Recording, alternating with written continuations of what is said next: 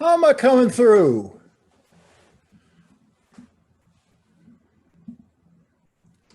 Can you hear me? Testing 1 2 3, testing 1 2 3, testing 1 2 3. Someone give me a sign. Sign language? Okay. Yes, you're coming through. Okay, thank you. I really need to finish that out. Okay. If you didn't hear that, perhaps you got that sign language. Amen. Say it again. Okay. Okay. Sign language. Get it? Thank you, I Greg. heard you that time. I got it. All right. I figured you would.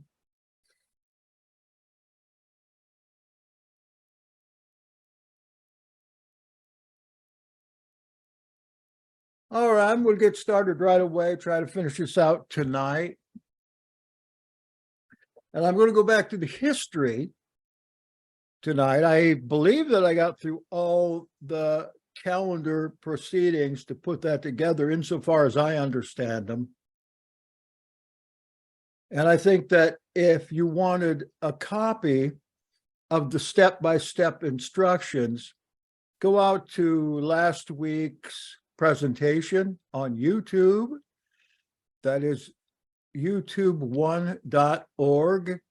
And one of the downloads there, you'll find the directions to do the calendar without my speaking in between. And I would surely like for someone to try it because I haven't tried it yet, but I'm pretty sure it'll work. I've done it the last many years and it's worked every time. However, there is a surprise coming for you if you think what you did is right and you didn't check it yet. But I will this week. I want to make my own calendar. I'm not sure whether Norman's doing a calendar for 23 or not. But I've come to surrender to his way of thinking, at least for convenience sake. And since we are probably never going to get anything that tells us definitively when the year starts. Since I talked to you last, I have read numerous papers again. And what I have found in a few of them says that that information has never come out yet. So what's Occam's razor? Occam's razor, I think that states that the easiest, the most simple is probably the answer to the question. But of course, in this case, Occam's razor might be wrong. So we'll start with Zadok, and I'm going to read you some from a couple of books here, or papers that, if I can find them again. One from the Three Temples by Rachel Elior, and the other has to do with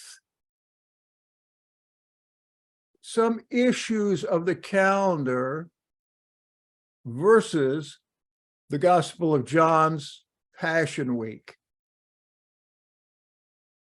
I'm sure that if nothing else is interesting, it'll be that. And finally, I wanted to finish up with the Jebusite hypothesis. What is that? Well, just wait until we get there, because I don't believe the Jebusite hypothesis is a hypothesis anymore. I think so many scholars have affirmed it, and certainly I'm not a scholar, but I have. In fact, I discovered this on my own by reading through the passages in Genesis through 2 Kings. Jebusite hypothesis. Yeah, I don't care if you look it up. Look it up on Google. There are some newsworthy or noteworthy websites there, and there are some that are just plain wrong. So back to Zadok. Let's remember that Zadok was, it is thought, a Jebusite priest, not of the family of Israel.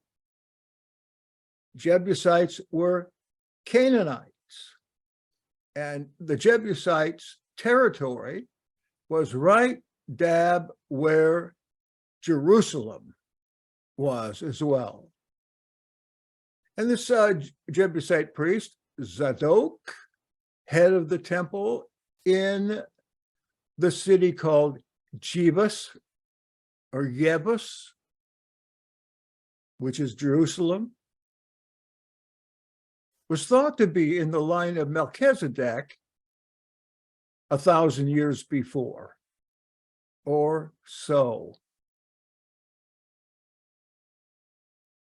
When Jebus was captured, that's Jebus on your churchy maps,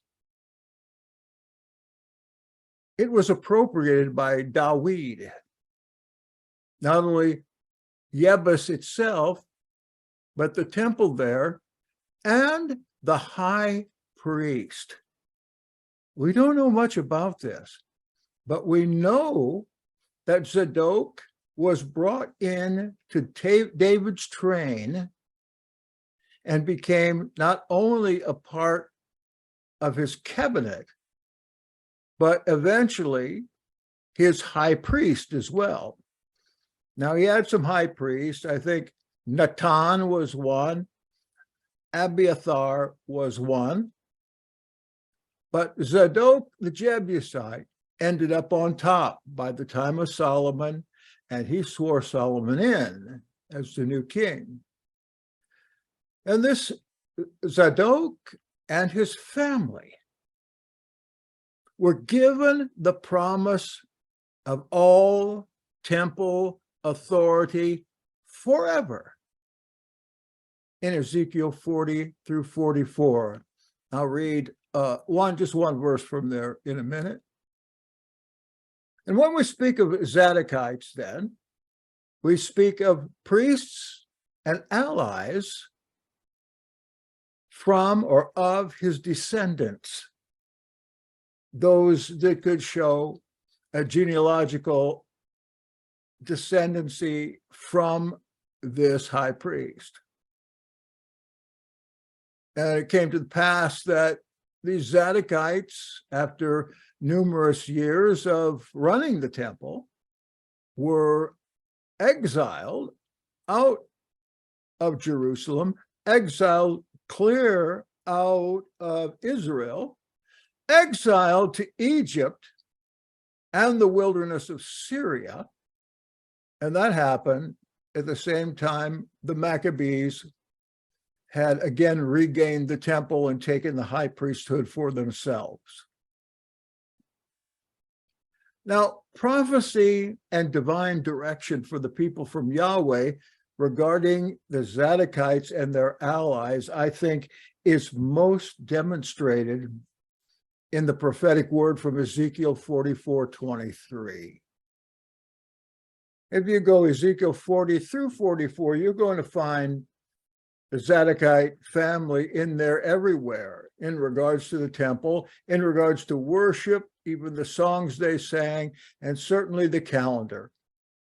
Why? Because of what Ezekiel 44:23 has Yahweh commanding. This from the concordant Old Testament. Verse 23, the sons of Zadok shall direct my people to distinguish between the holy and the profane, and they shall inform them the difference between the unclean and the clean.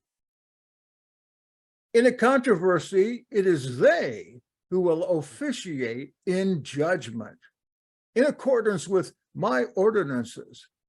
Thus, they will judge the matter. My laws and my statutes shall they observe At all my appointed times and my Sabbatot they shall hallow. That can only include the calendar.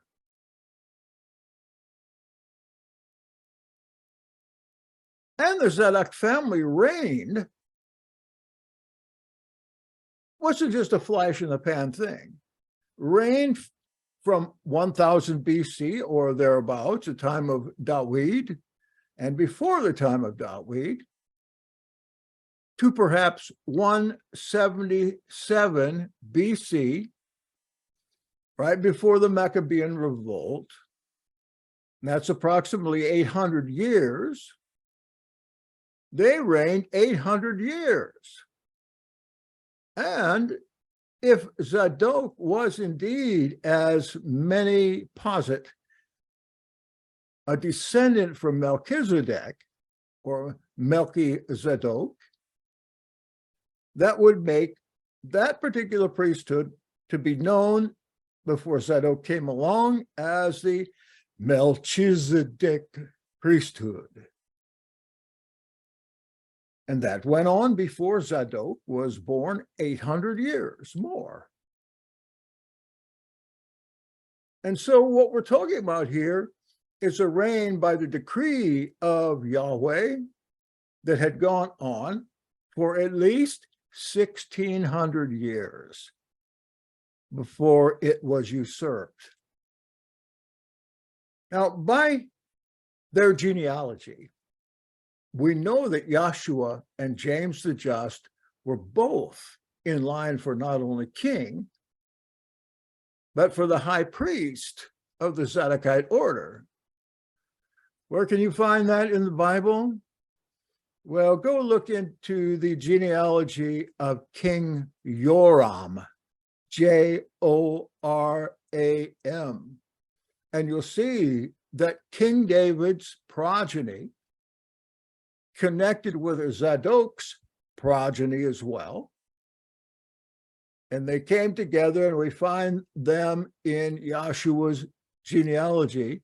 And if they're in Yahshua's genealogy, they're in James as well, and Shimon, and Yosei, and Yehuda, the brothers of Yahshua. And Yahshua and Yaakov and the rest of the family certainly continued to observe the Zadokite calendar, though they were considered hypocrites and sinners on account of it by the local authorities of their time. That is, the Sadducean priests, who not only had the high priesthood out of order, but also had the secular power in the land as puppets of Greece, Seleucid Empire, Rome, and for a little bit of time, Parthia and the Ptolemaic Empire through the lifespan of Yahshua and James, Yaakov. 3 of the 4 gospel writers follow the Zadokite calendar despite persecution. 3 of 4 gospel writers. Why would the powers that be, Sadducees and Pharisees, be so deranged about that they wanted to execute anyone who kept the Zadokite ways? And why was what the Zadokites judged so important, not only for them then, but forever? And that means now. And again, I have to say, there is evidence for you in the same place I mentioned before.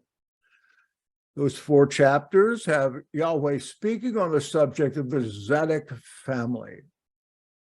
This amount of instruction makes me think that the Creator considers the instructions to be essential to the cosmic view.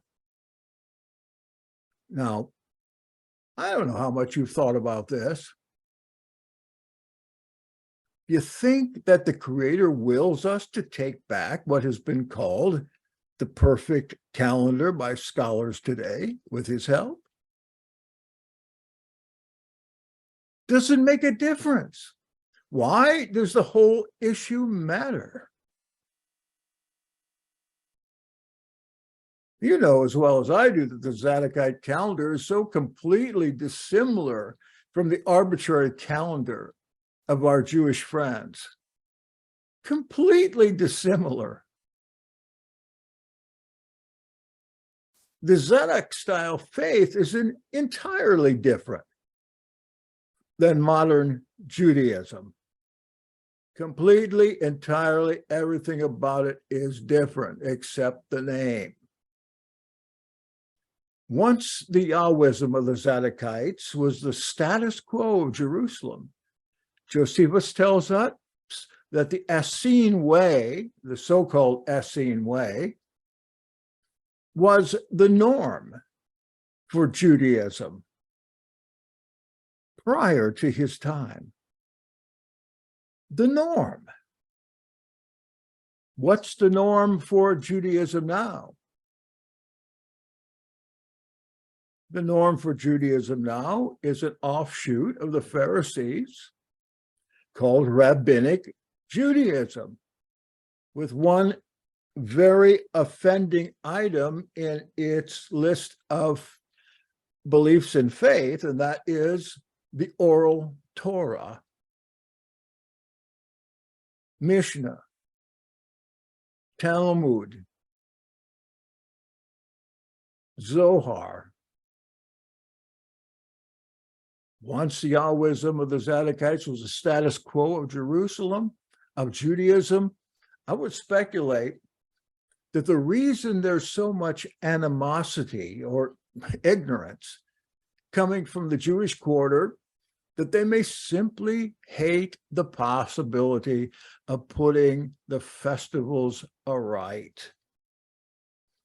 Not only them, but in our own milieu of belief and our friends, it seems that the animosity against any kind of alternative calendar but the Jewish mock calendar is going to cause a great deal of argumentation, a lot of diversity. And I don't know you, but I suspect that you have been part of some of that diversity. That is to say that you have been in arguments with other people about this, or at least tried to talk to other people about the Zadokite calendar, and then maybe got your tail burnt a little.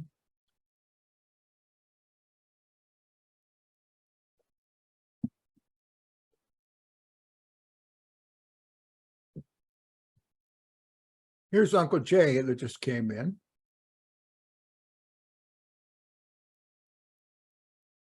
Great to have you, Uncle Jay. Whose uncle are you? Tell me when you get a chance. Evidently, in their hearts, they have no desire to go back to the true elocutions of Yahweh, their Elohim, and maybe that's also why they call him by a pagan name, Hashem. Whenever I hear that, I think of Hashem. That tells you what kind of device that I grew up looking at. So let's continue by going back to Jerusalem before it was known by that name again, back to Yebus. Here's something to think about. One of the world's crazy theories that I ascribe to, not so crazy, it's the most sensible theory. Scholars believe it, but nobody's ever heard of it because nobody has ever promoted this in a religious way. That is, again, the Jebusite hypothesis. It says that Zadok was the high priest of the worship place at Yebus or Jebus, later called Yerushalayim. Hold on a minute. I'll shut the door. Go ahead, Ben.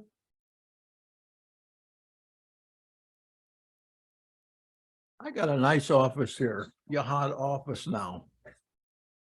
Wish you could see it. In fact, if you want to, I'll put a couple pictures of it up here in a minute.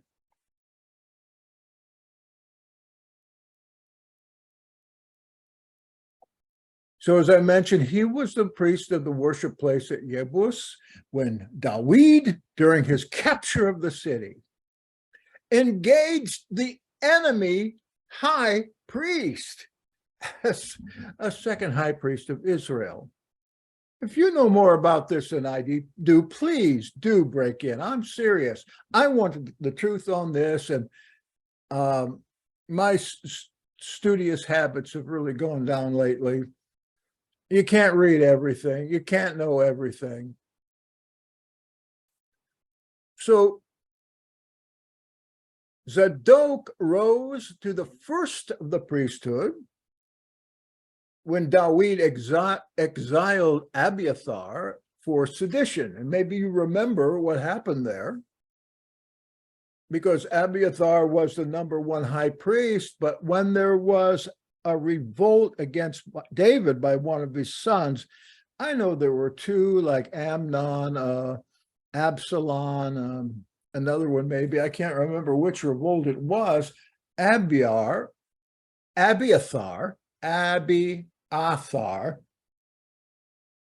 sided with the son and did his best to bring people over to the son's side so they could actually get rid of the old man.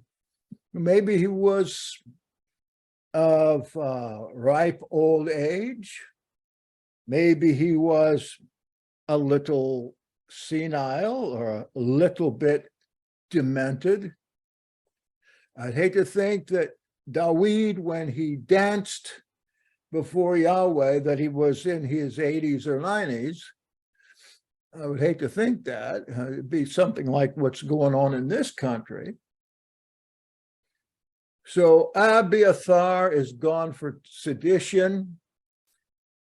What this required is that the identity of El Elyon, that is the God that was worshipped in the Jebusite temple, the God that the Bible tells us was worshipped in the time of Melchizedek, the great God by translation, and that the God of David was the same who was, David was among the Yahwist, and we find in the talk about him in the scripture, Yahweh, Yahweh, Yahweh is the name of that Elohim, the same one we hope we're worshiping today.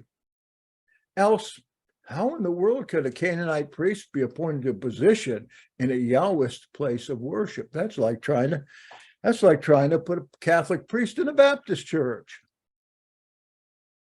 Impossible.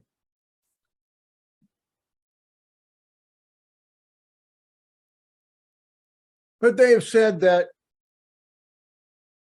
the two major gods, if I might, of Israel, one God was of the higher people up on the mountains and people up on the hills, and the lower God, the ones that were on the ground, not that they are higher and lower in status, but because they had different names. The ones from the mountains worshipped Elohim, or El Elyon, same thing. And the ones on the ground, the city dwellers, worshiped Yahweh. When they came together to compare their faiths, they found that they were the same. We certainly believe that's true today, at least in this little club, because we have a Shabbat service every week, every Shabbat. Somebody asked me, what day is that Shabbat service on? Because we use both names interchangeably. And I might just add to that, if you call Yahweh, Yahuwah, or some other configuration of that, that's all right with us. We want unity in diversity, not diversity in conflict. People often write to me and said, well, I can't join because you have too many rules. What rules? Believe on the Master Yeshua HaMashiach and you will be saved. Know the Father and his words. Is that too much for you? I guess it is for most. So as I mentioned before, this Zadok was thought to be a descendant of Malki Zadok.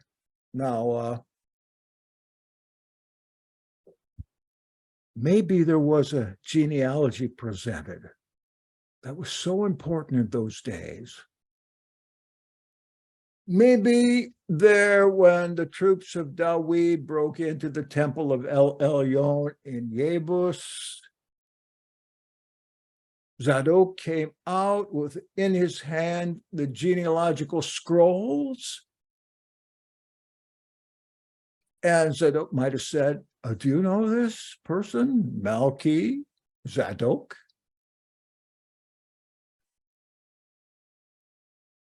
That could well have been. David might have already known something like that.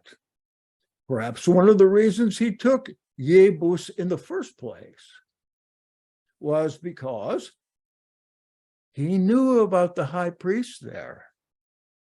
And did you know, right across the Red Sea was another place called Yebus, not far from Akhenaten, if you catch my meaning. Well, Malki Zadok was this mysterious priest of El Elyon. He had no genealogy. So says in Hebrews 7. Well, that might mean that he was no human being. But the fact is, this is a euphemism that means, or at least meant in first century Israel, that he had no genealogy in Israel. He wasn't a part of Israel. Not that he had no mother and father anyplace. It's a euphemism. It means a phrase that means something other than what it says. But in Hebrews 7, let me give you this one. In verse 4, see how great this was to whom, see how great this man was to whom Abraham, the patriarch, gave a tenth of the spoils. 5, and those descendants of Levi who received the priesthood office have a commandment in the Torah to take tithes from the people, that is, from their brothers. Though these also are descended from Abraham. But this man, who does not have his descent from them, received tithes from Abraham and blessed him who had the promises. Now that verse 6 gives you an idea of exactly what it means when it is said that he had no mother and father. He does not have his descent from Abraham, from Israel, or from any of this milieu. He was an outsider that came in. That Zadok the priest of Dawid and Shlomo was of the Jebusites and not of Israel. But look, First Chronicles 6:6 says that Aaron was Zadok's grandfather.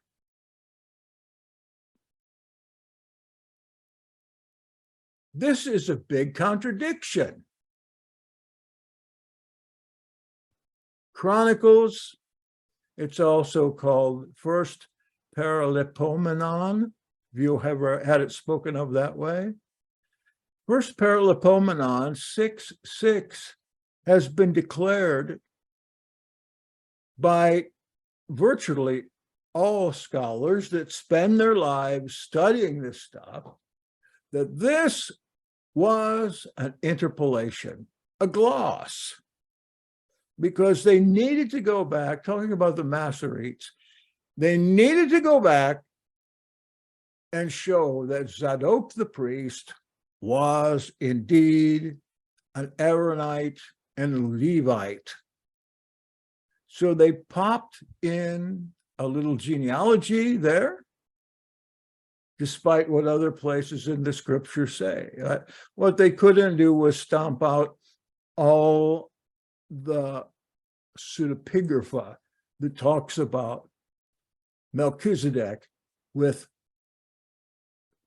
no genealogy. And might also say that in the earliest passages there for Genesis, what is that, chapter 18? I'm not sure. They don't have Melchizedek in there. What they have is Melech Zadok. Melech Zadok. So we're talking about King Zadok. I'm sorry, Melech Zadok. It's two words in the earliest documents. So we are talking there about a particular person that was known as the king of Salem or Shalom. This is another instance of appointing to Jerusalem before it was known as Jerusalem, Yerushalom.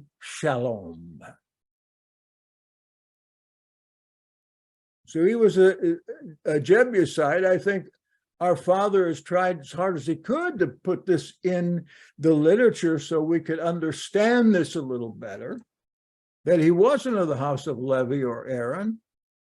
Now, look, if we have later sessions on this topic, and I think I scheduled one for Tuesday, I'm sorry, I forgot about that. Probably nobody would have shown up anyway.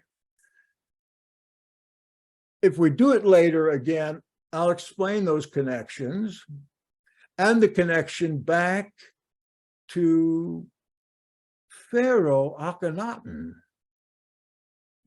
Now look, we recorded a whole series, 6 or 8 lectures about how Akhenaten, the Pharaoh from the Amenhotep family, Amenhotep IV, changed the religion in Egypt to monotheism, and undoubtedly in his court or in his son's court, that is Tutankhamun, King Tut, or his father's court, Amenhotep III. Yosef was in there as the vizier of Egypt. Yes, Allison Gary and I did a huge amount of study in this, and she presents 6 to 8 lectures on that. If you're interested in that, I'd say go back to there again, but I'm going to try to relearn this stuff, and maybe we can do some in the future. It's a very popular topic, but not with people who are still griping about the calendar.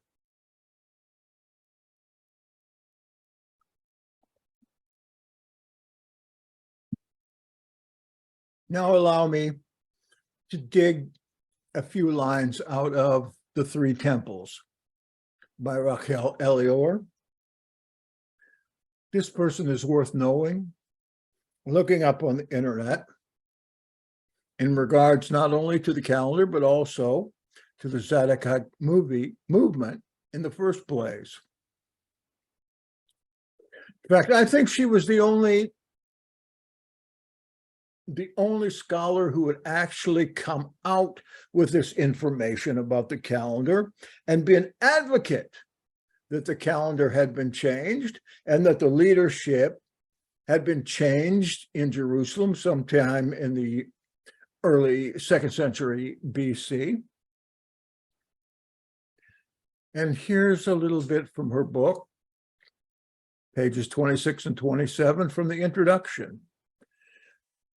Only relatively recently, following the examination of the MMT. You familiar with the MMT? Very important. Miksat Masa HaTorah.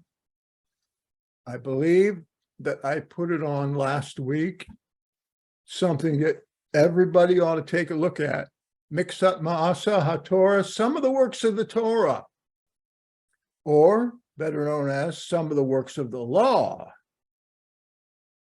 that Paul talks about in Galatians. Some of the works of the law. Is Paul talking about the Torah? He may be talking about the MMT.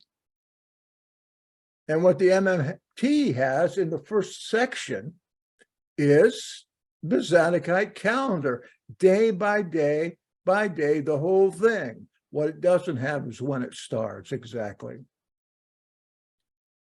Only relatively recently, following the examination of the MMT, have historians of halakha, that is Jewish discipleship or law, begin to observe the similarity, if not identity, of the halakha as taught in Qumran literature with that described in rabbinic literature as Sadducean halakha.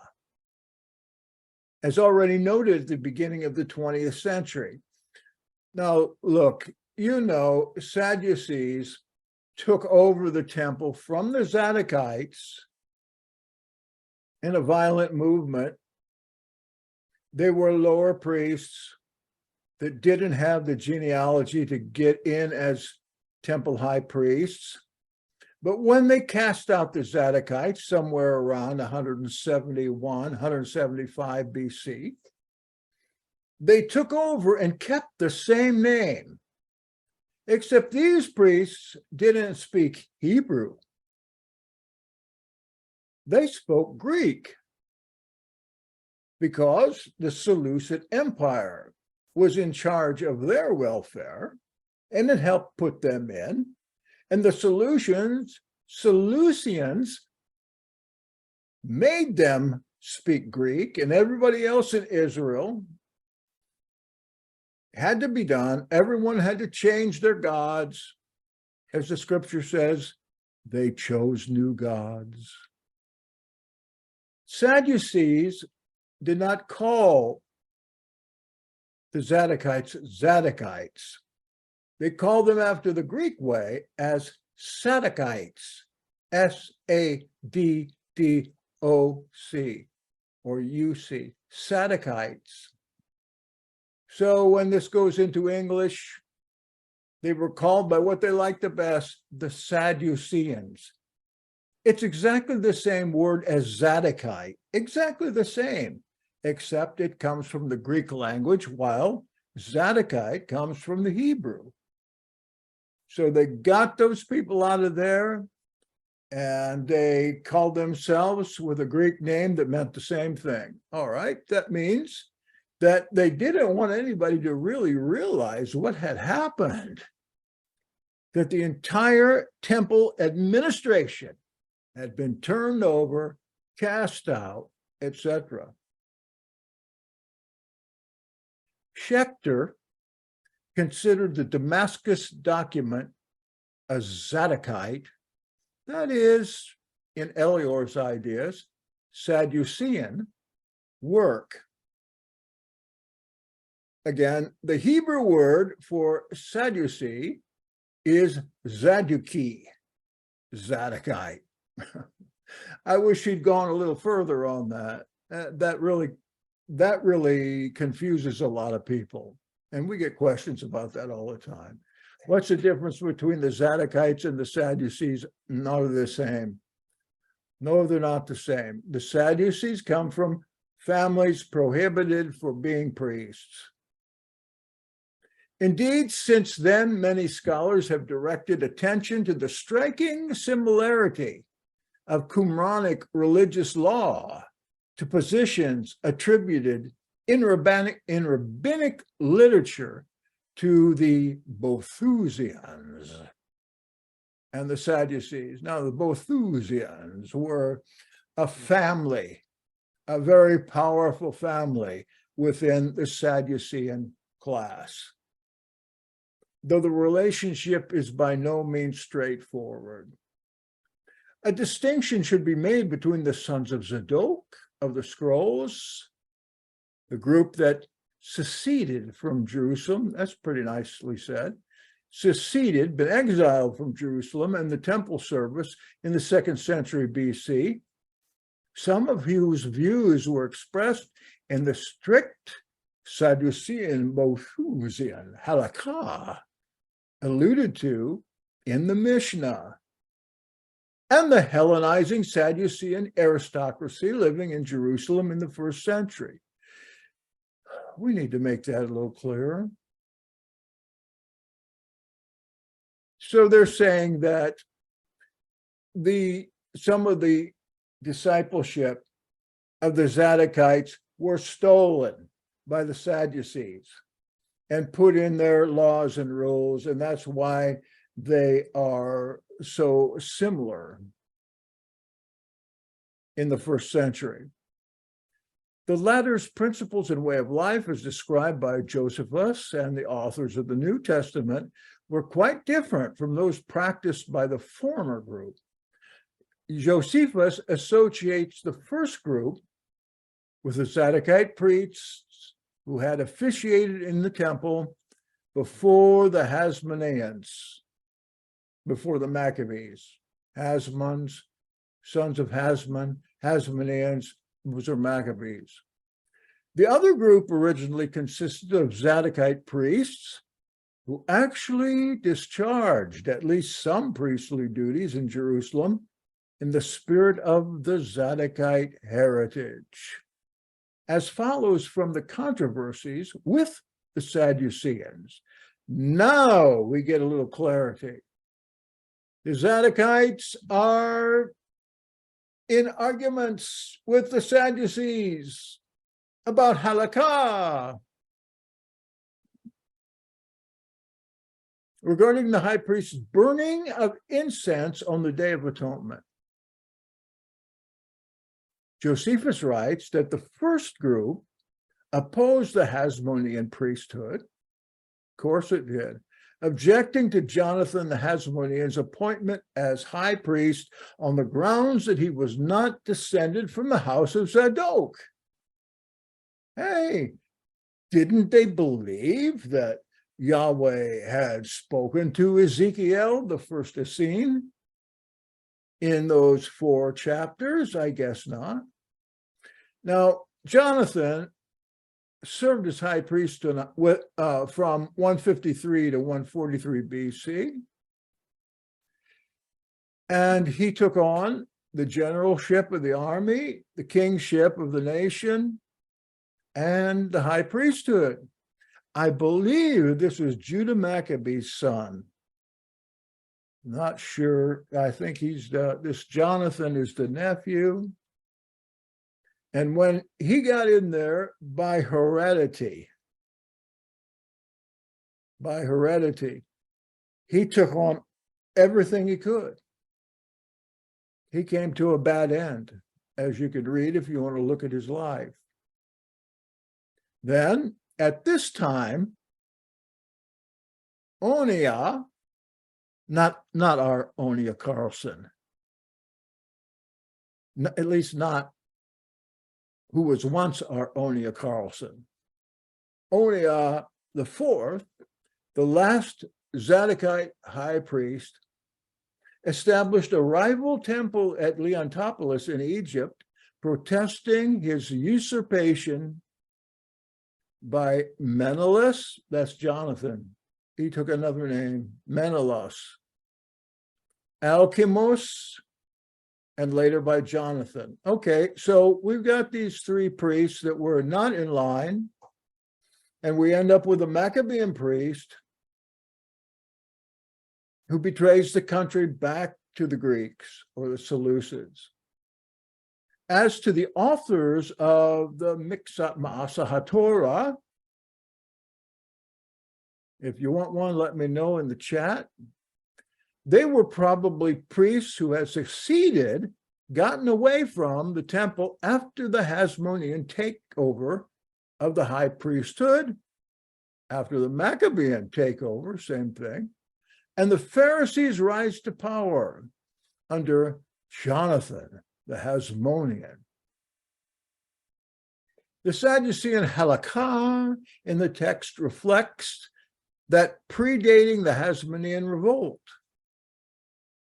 This dating also explains the similarities with the halakha of Jubilees, which was written around the year 168 BC and is in several respects similar to that of the Temple Scroll and the MMT. Again, two texts from the Dead Sea Scrolls that were revered by regular Judaism before all this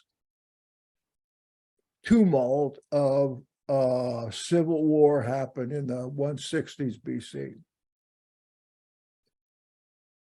Clearly, the meaningless names, such as Essenes, give to the community that lived near the Dead Sea by Philo, Pliny, and Josephus in the 1st century. You see, they never called themselves Essenes. These guys did, philosophers, historians, but they never called themselves that. They called themselves Zadokites, or those of the way. Should be rejected in favor of the very meaningful designations used by a member of the community. Community is Yahad, Y-A-H with a dot under it, A-D. Members of the community themselves in their writings in the last century BC. This is particularly so in view of the fact that these designations, anchored in biblical tradition, conform to the writer's distinctive identity and their self-declared priestly lineage as the sons of Zadok, priests, or the plantation of righteousness they call themselves, or the Ahad community, or those who enter the covenant, or Hanetzer, the branch, or Nazarenes. The ideal societal picture that emerges from Qumran literature is one of distinct class divisions, a society emulating the world of the Bible, giving preference to members of the priestly leadership, basing their lives on extreme communal principles, but social inequality, with the individual fully assimilated in the group. As we shall see below, the Qumranites themselves considered their society a testimony to divine order and to a covenant between priests and angels. Again, from the Three Temples by Raquel Elior, page 26, 27. You want that book? Write to me. I have it in PDF. All right. I hope you understood a lot of that. What I want to do is take a short break right now for my sake. If you would stick around, that would be good. It's easier to do this before a little audience than just do it looking at yourself online. Okay, couple of minutes. And I'll be right back to talk more about the central role of the sons of Zadok, the priest.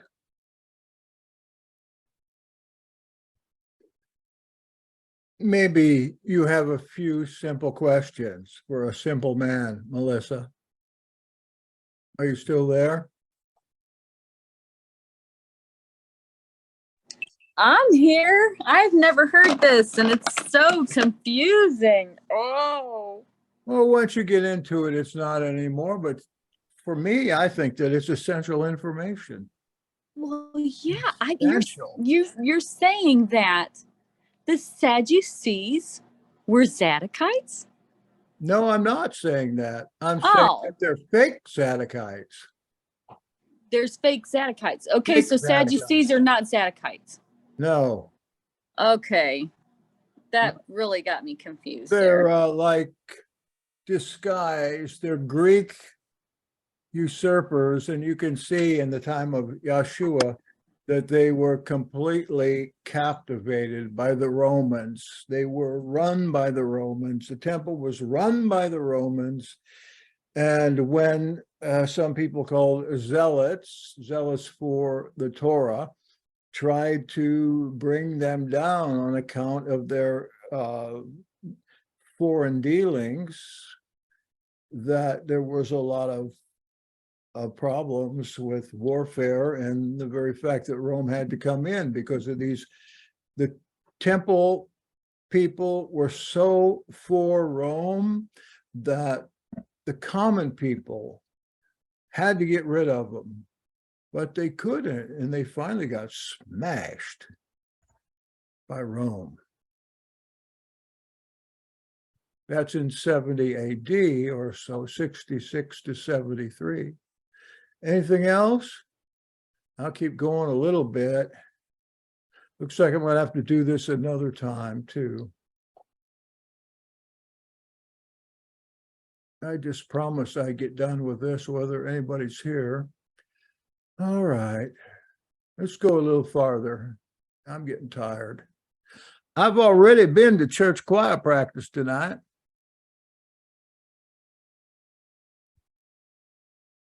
Let's see now in the Dead Sea Scrolls. I would say probably the most part of those are Zadokite documents.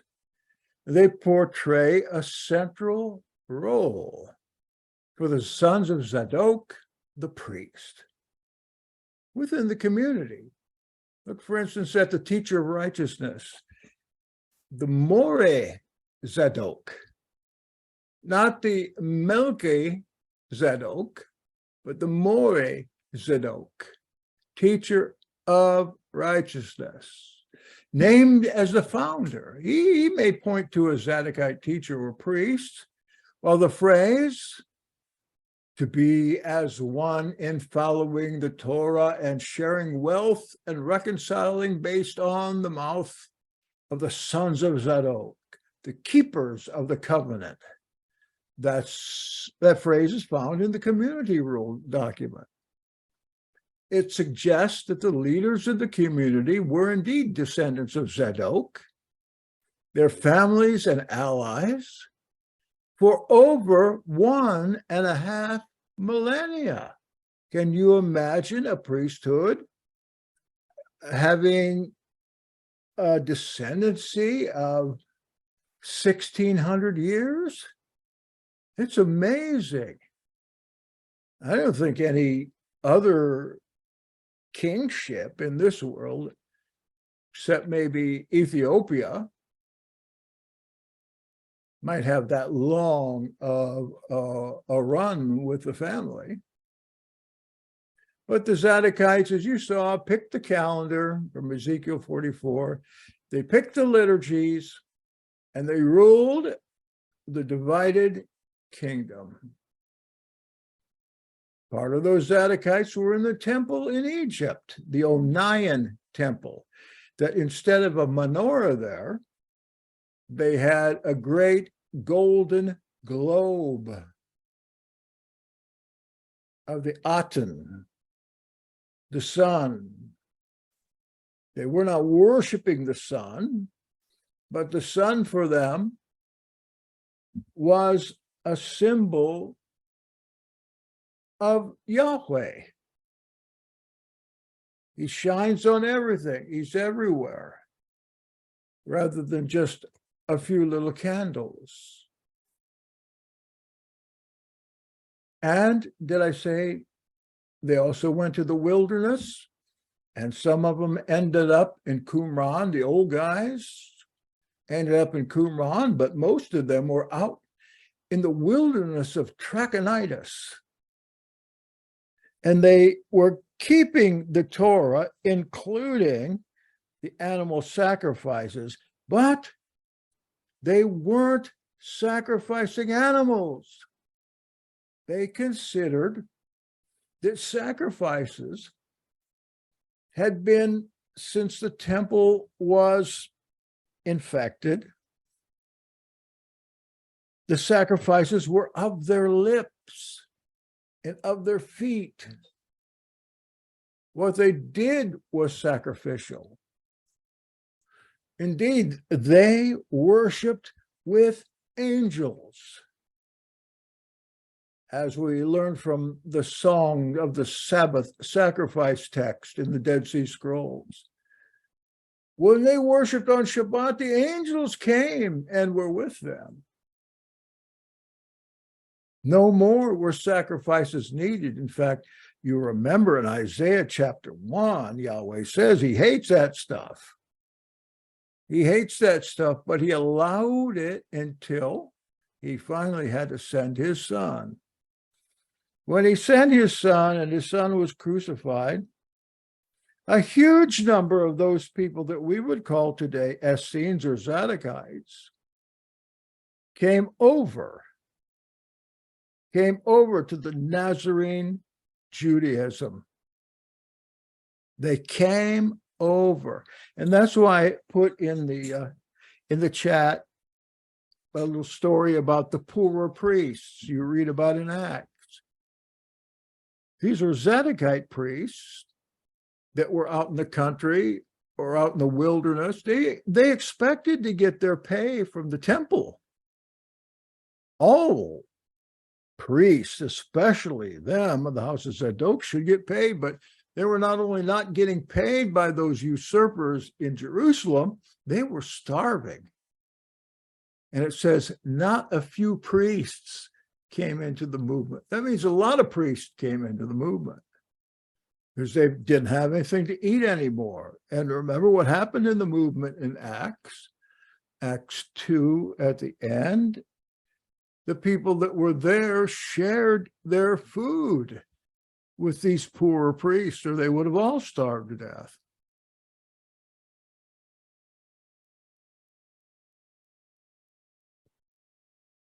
My mouth gets so dry. Historical data shows that the high priesthood in Yebus, Jerusalem, Shalom, remained to the progeny of the Zadokites from the time of Zadok up until the rise of the Hasmoneans, the Maccabees, and that was about 167 BC or 800 years. So it was 800 years from Melech Zadok to Zadok the priest, and 800 years of the reign of the sons of Zadok over the religion of Israel. And again, I want to remind you that these people were over Israel for 1,600 years, right on up to approaching our era. That is AD, Anno Domino. Now I want to tell you the story of Yerusha. And I might stop here because I'm tired. Yerusha. You ever heard that name? It's in the scripture, of course. The descendants of Zadok increased in rank and influence, so that Zadok's son Azariah, or we might say Azariah, was one of the princes of Solomon, Shlomo, according to 1 Kings 4:2. And Ahimaaz, who married the daughter of Shlomo, was probably another of Zadok's sons.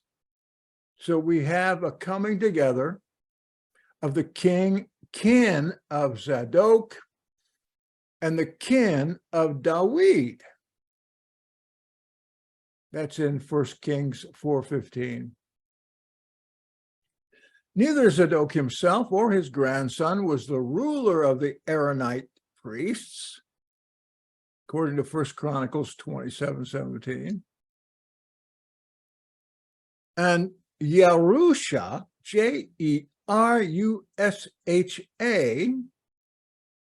the wife of King Uzziah, king of Israel, and the mother of King Jotham, Jotham, is apparently termed the daughter of Zadok to emphasize her noble lineage. Jerusha was, as the scripture says, a granddaughter or daughter or great-granddaughter of Zadok, the priest. She and Uzziah, the king, married.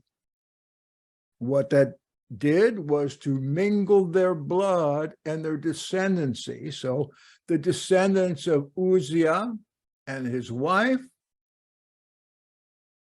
were in both the line of the high priest and the line of the king through their son Jotham.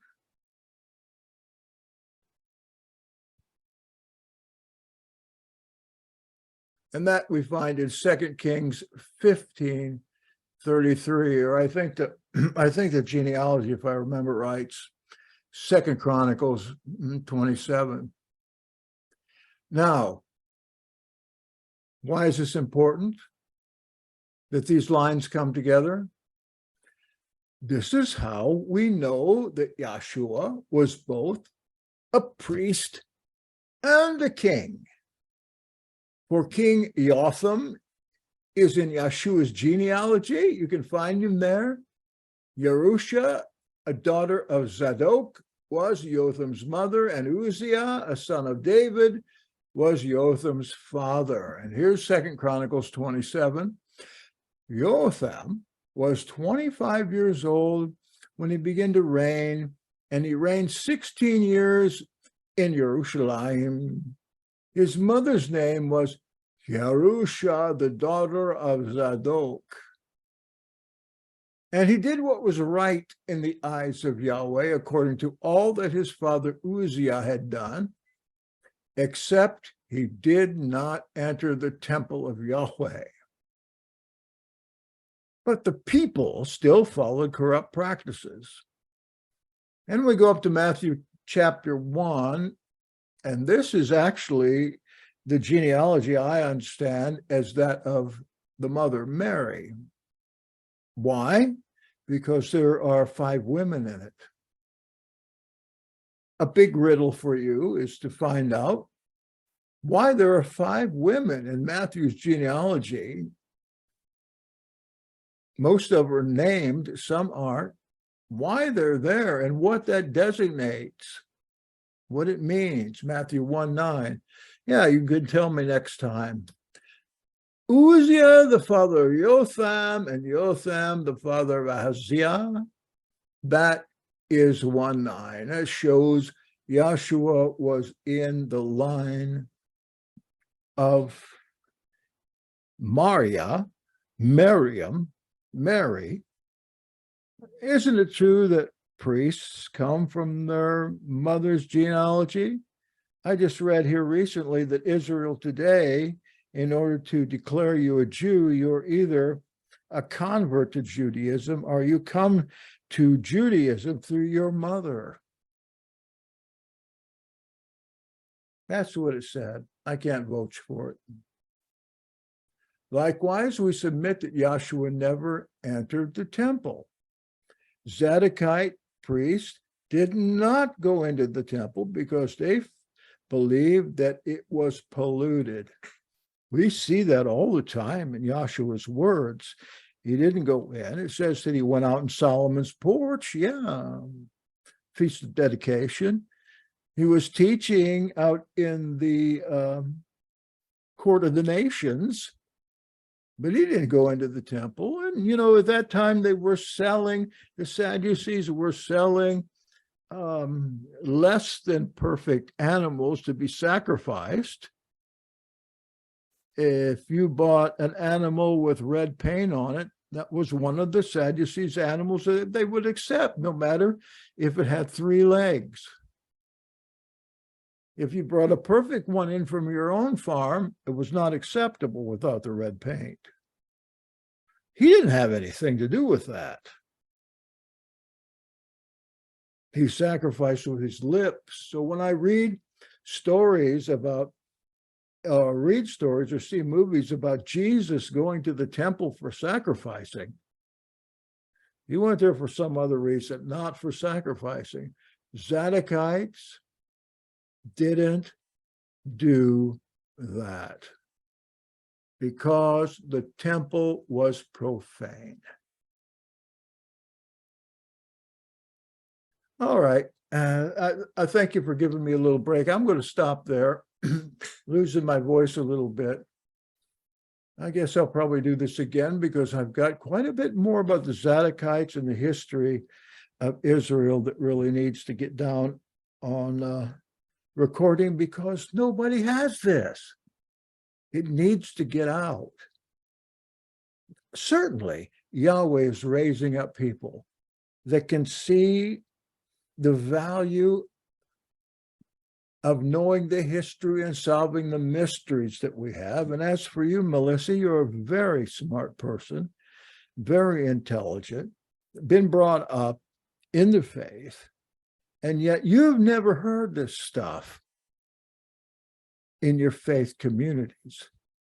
And of course, to me, that's shocking, but maybe not so much because I never did either. I never did either.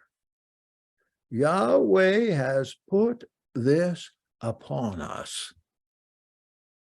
to be confounded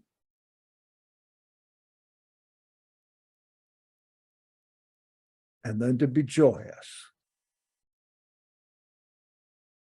So you all, thank you for coming. If I don't see you before, I'll see you in the millennium. And I got to tell you, I love you. Thank you for being here so much.